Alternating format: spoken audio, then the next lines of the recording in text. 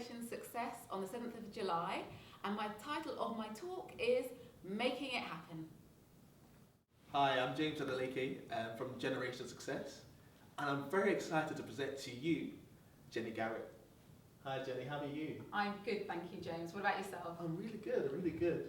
I'm very excited for the 7th of July. Yes, it's going to be great. It's going to be fantastic. For those who don't know, Jenny will be speaking on making it happen. I hope you'll be there. They will be there. Yeah, I'm sure they will. You will be there. So, the purpose of today's video is to find out more about you. Okay. The woman behind the reputation. Good reputation, I hope. Amazing reputation. You know, every time I mention Jenny Garrett, everyone's like, "Is that the Coach of the Year from last year?" Oh, You know, you've done amazing well. thank you. You know, and we just thought, let's find out about Jenny growing up. Where did you grow up? Okay, so I grew up in northwest London. I actually started life on the 22nd floor of a council estate. My mum had me when she was only 17, so she was a very young mum, and we weren't very affluent. It was very humble beginnings. So probably not much was expected of me, to be honest. Hopefully to get through school, hopefully not to have a baby at 17, and maybe just to have a good enough job to get me through. That was, I think, probably what was expected of me. Fantastic. And what was your first job as well? Oh, my first job. I had so many. My first actual job was when I was 14 in a sweet shop at the bottom of my road. I used to sell cigarettes and newspapers and sweets, of course, and you know, enjoyed it. But I was very young actually. But it was great to have a bit of money in my pocket. Fantastic. Yeah. So it must be really fun growing up where you grew up as well. Was it? Yes, no. Fun. I don't know. Fun. I suppose it was fun. I think actually the good thing about growing up on a council estate is that there are lots of other kids around you and there's lots of people to play with. So yeah, I guess it was fun. Yeah, it wasn't a terrible upbringing. Although I do remember my first primary school.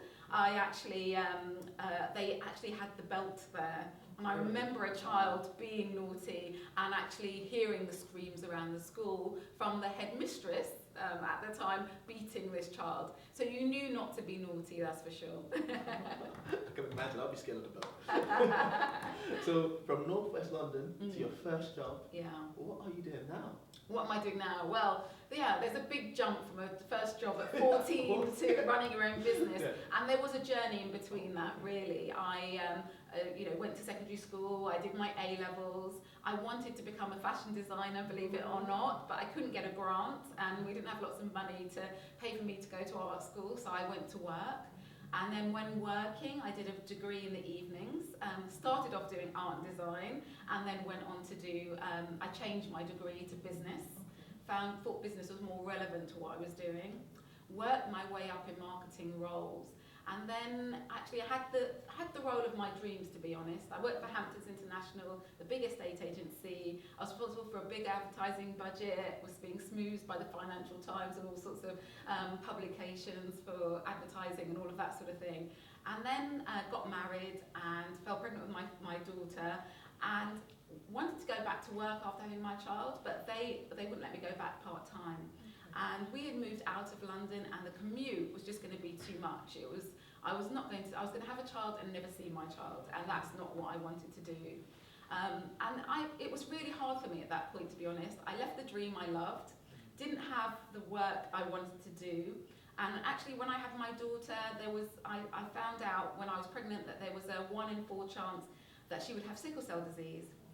So the first year of her life, I didn't have the work I wanted to do, and I was completely worried all the time that she was going to have a sickle cell crisis. And I don't know if you know much about it, but children who have sickle cell, there's a good chance they won't live past the age of 5. Okay. So it was a really worrying time for me, and probably the hardest time for us. I wasn't bringing in an income, we needed my income. I was worried about my daughter, and I didn't have the work I wanted to do.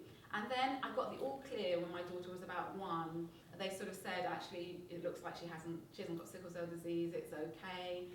And I thought, okay, time to sort of rebuild myself and work out what I'm doing. and I went to work for a business school. Okay. And it was there that I kind of found a love for coaching. A colleague who's now a really good friend just came into my office and said, where next? You're as top as you can, as high as you can go in this organisation. You need to go and start training people on marketing or something. And I didn't want to train people on marketing. At that time, I wasn't confident. I didn't see myself talking in front of groups of people. So totally different to who we see today. Yeah, a lot's changed. A lot's changed. Can't shut me up now. Can't get me off the stage. Yeah. And then, and she also said, well, maybe you should go back to London and get, a big job, big budget there. And I didn't want to do that because, as you know, I was saying I wanted to be near my daughter. So she said, what about coaching? People come into your office, they come out with actions, they come away motivated. And I thought, I could try it. I don't know if I'll be any good at this coaching thing, but it will be something to add to my CV because I've always been really committed to my personal development. So I went on a coaching course, found it really transformational. The power of a conversation to change your life. I'm sure you've had conversations that have changed your life, James. Amazing conversations. And so it did change my life, and I came back thinking I want to be a coach. I don't want to do this marketing thing. I want to be a coach. And my organisation supported me a bit, but having coaching myself, I realised that the only way to really make a go of coaching would be to start my own business. So I actually went down to 4 days a week in my full-time job. On the 5th day, I decided to build my business. Set myself a target. Targets are important. That I needed to, in that 1 day week, earn as much as I did in my 5 days. Wow, okay. Within a year, I was freelance, and I haven't looked back, and that was in 2006. So I'm sorry that's a really long way of answering your question, but that's the journey I went on, really, to start my own business. That sounds like an amazing journey. And will you be talking about your journey and those tips? And it sounds like you put really profound steps in to make this happen. Yeah. So will you be sharing that aspect in your talk? I definitely will be sharing what it takes to start a business, and that you don't have to take a giant leap. You can take small steps. Yeah, lots of people say I'm risk averse. I can't do it. Where do I start? That saying, a journey starts with a single step. It really does. It doesn't have to be a sort of diving off a cliff. It can be slowly lowering yourself. And so you left us at 2006. And where is Jenny Garrett now? Where is Jenny Garrett today? Well, where is Jenny Garrett today? Okay. So, as you know, I was Women's Coach of the Year last year, which was a wonderful accolade. I've been nominated and shortlisted for a number of awards. I run a business called Reflection Associates, which is a leadership and coaching consultancy. I wrote a book 3 years ago called Rocking Your Role, which is really supporting women who are the main earner in their home. So as well as the leadership development, I provide lots of development specifically for women who are juggling all aspects of their life. And also I've co-founded an organisation called Rocking Your Teens, which is about supporting 13 to 14-year-olds to craft the life they want, to be inspired, increase their aspirations, and make a social difference. So it feels like I'm running 3 businesses, but they're all completely aligned with who I am, which is really helping and supporting people to be the best they can be, whatever age or whatever stage they are at in life. That's fantastic. And when you talk about running, it feels like you're running 3 businesses. What I love about being on your social networks is I never know where you're going to be. It's right. Or where you're speaking, Yeah. And how do you manage everything? Yeah, I am a focused person. Yeah, I think focus is really important. So I'm doing lots of things, but I kind of will group them together. So I kind of say, you might not get a message from me for a couple of days, but then you'll get a flurry of emails from me because I've kind of put it all together and I'll focus it at that time. And I think focus and discipline are key to being an entrepreneur because we're full of ideas and there's so many connections and there's so many exciting things to do, which are great, but sometimes they completely take you off track and you can never finish anything.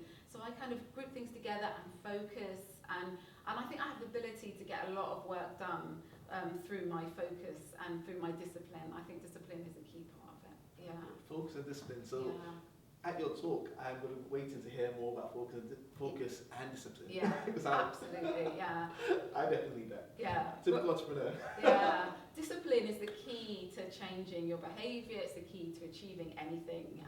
And yeah, you need to have discipline, not in the way that, you know, telling yourself off, but in the way of just, I need to practice, and daily practice is important.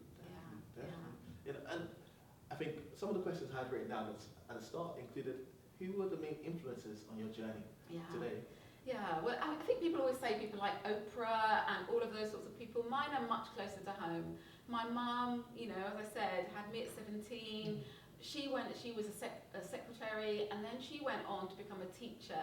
She studied, went later on in life, became a teacher, and really was the first person in our family to get a degree. And she's a huge inspiration to me. My grandmother, who's just recently passed away, sadly, was such an inspiration, a warm and loving woman who left the Caribbean to come here and sort of start a new life for her family. And her and my granddad bought a house here, which enabled them then to buy 2 houses back home in St. Lucia. But, you know, just that sort of, you know, I'm going to get myself up, move to another country I know nothing about, and just create a life for myself out of nothing is a huge inspiration. And my last one is my daughter. So they're all women in my life who are just amazing. My daughter, she's just done so many things at the age of 13 that I haven't done at my old age, you know, and she just goes for it, and she's just really able to articulate herself and carry herself in lots of different situations, and I'm hugely proud of her. She is the person who makes me step up.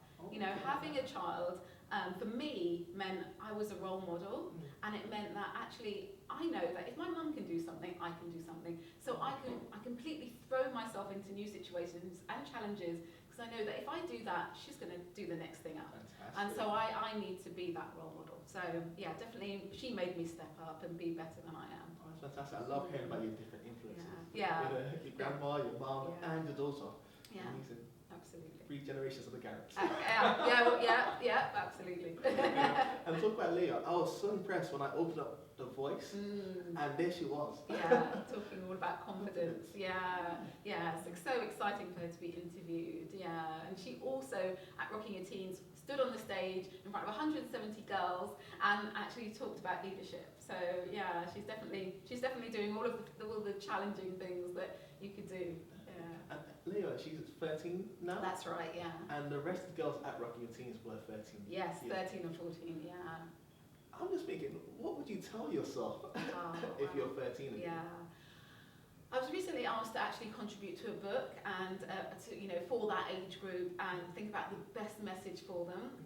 And the message is not a new message, but it's a really important message, and it's you are enough. You are enough. I think we all need that message. We are enough. We are more than enough. Don't criticize yourself. Don't beat yourself up. Know that you're enough and you can do anything. And I think we need to tell ourselves that, whether we're 13-year-old girls or 40-year-old men, we are enough, and that's good enough. That's important. So important. I think we sometimes all forget that in our busy schedules. And I think all the self-help books and all the books, you should be more. You need to be more. You need to be this. You need to be that. Well, you're enough. You're enough. Perfect. I'm going to write down my wall. You are enough. I think there's one thing we haven't talked about is Happy Insta. Oh, my Happinista project. Happinista, yeah. I didn't say that. Happinista. Happinista and Happimistas. Okay. There's 2. The Happinistas are the women, the Happimistas are the men. And that's about making things happen in your own unique way. You know what? We can all make things happen. We're all trying to find this blueprint to success. There isn't one, actually. You're going to be successful in the way that you decide to be, and I'm going to be successful in my way. And we can all find our way, our route through that. So the idea is about Happinistas to make things happen, do it your way, not worry about what other people think or the assumptions of others, but just do it and just make it happen. That's it. And how can people find out more about Happinista? Happinista. Yes, that's cool. Go to happinistaproject.com. happinistaproject.com, and they can find out much more about that. And come to my talk on July the 7th, and you'll find everything about that. Find out everything about it. Oh, fantastic. And also, what are the main things, before we finish, what are the main things that people should expect to get from 7th of July? Okay. On the 7th of July, what you'll get from me is inspiration, number 1. Number 2, some real practical tips on how to make things happen in your life. And number 3, you're going to have fun. We're going to enjoy ourselves, and I'm going to tell a few stories, and you can ask me as many questions as you like, and I'll share as much knowledge as I have. Here are my 6 A's to success. The first is approve. Approve of yourself. Be proud of yourself and what you're about. People will be attracted to you if they can see that you're comfortable in your own skin and proud of who you are. The second is attend. Attend to what's important. You need to have focus, discipline, and consistency. You really need to know what's important and stick with it. The third is attract. Attract opportunities through creating exquisite connections. Your network is key, but it needs to be reciprocal. What can you do to help others? What can they do to help you? Nurture those relationships, and lots of opportunities will come from them. The fourth is awareness. Awareness of self. Know what your strengths are and what your development areas are. Get feedback, learn and reflect and develop yourself. And the fifth is articulate your story. When you know what your story is, where you're coming from, and why you are the person you are, you never have to apologize for it. It helps people understand where you're coming from, appreciate you, and value what you bring. And lastly, act. Confidence comes after the act. Once you do, you'll know what the worst case scenario is and the best case scenario is. And you'll know that you are a resilient person who can achieve anything. Confidence comes after the act. Fantastic. If you like what you see, please subscribe here.